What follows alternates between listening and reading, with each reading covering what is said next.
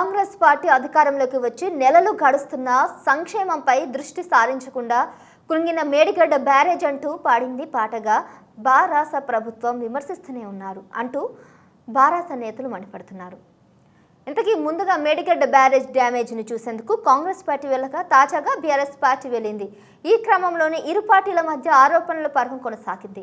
BRS నిర్లక్ష్యం, అవినీతి వల్లే మేడిగడ్డ మేడిపండైందని కాంగ్రెస్ ఆరోపిస్తే కాంగ్రెస్ ప్రభుత్వం కుట్ర చేస్తుందని బీఆర్ఎస్ ఆరోపిస్తుంది.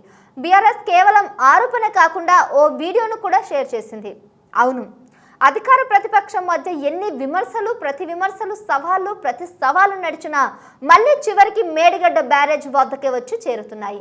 అయితే మేడిగడ్డ కుంగటం బీఆర్ఎస్ పార్టీ అవినీతికి నిదర్శనమని దేశమంతటా దుమ్మెత్తి పోసిన బీఆర్ఎస్ పార్టీకి సిగ్గు రాకపోయే అంటూ అధికార కాంగ్రెస్ పార్టీ వరుసగా ట్వీట్లు చేయగా మేడిగడ్డ బ్యారేజ్పై కాంగ్రెస్ కుట్ర చేస్తుందని మొదటి నుంచి ఆరోపిస్తూ వస్తున్న బీఆర్ఎస్ పార్టీ మరోసారి అదే మాటను ట్వీట్ చేసింది.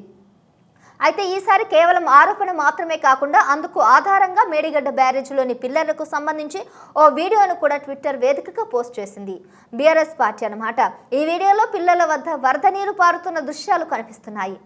కాంగ్రెస్ ప్రభుత్వం నిర్లక్ష్యం వల్ల మేడిగడ్డ బ్యారేజీలో కుంగిన పిల్లల వద్దకు భారీగా వరద నీరు చేరుతుంది.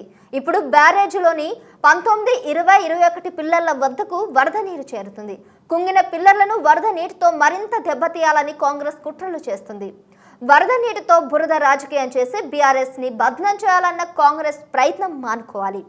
మేడిగడ్డ పిల్లలకు ఏమైనా జరిగితే కాంగ్రెస్ ప్రభుత్వానిదే పూర్తి బాధ్యత అంటూ బీఆర్ఎస్ ట్వీట్ చేసింది. ఇదిలా ఉంటే బీఆర్ఎస్ పార్టీ మేడిగడ్డ పర్యటన సందర్భంగా కాంగ్రెస్ పార్టీ తన అధికార ట్విట్టర్ వేదికగా కేసీఆర్ మీద ఘాటు విమర్శలు చేసిన విషయం తెలిసిందే. మేడిపండు పద్యానికి అన్వయిస్తూ సెటైరికల్ పద్యాన్ని వదిలింది. దాంతోపాటు ఇకపై బుద్ధి మారదా అంటూ మరో ఘాటు ట్వీట్ చేసింది. నల్గొండ వరకు వచ్చిన కేసీఆర్ మేడిగడ్డకు ఎందుకు వెళ్ళలేదు అంటూ ప్రశ్నలు కూడా సంధించింది. ఏదేమైనా గతంలోనే కుంగిన 19, 20, 21 పిల్లలను వేగంగా మరమ్మతు చేయించి ప్రజా అవసరాలకు అనుగుణంగా మార్చేటట్లు చూడాల్సిన బాధ్యత మాత్రం కాంగ్రెస్ ప్రభుత్వానిదే అన్నది ప్రజల మాట.